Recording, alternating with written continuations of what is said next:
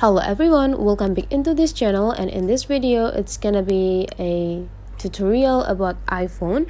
And for this video I would like to show you the way how to hide unused application on your iPhone.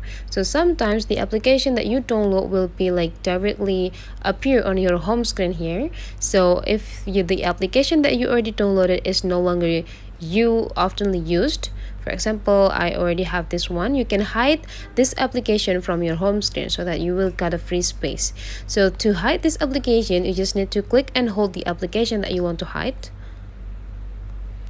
And after that, there will be pop up here several options about this application, and then you just need to click remove app.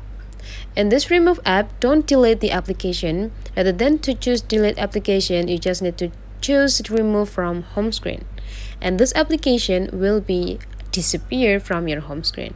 You can just do exactly the same for the rest of the application that you want to hide from your home screen.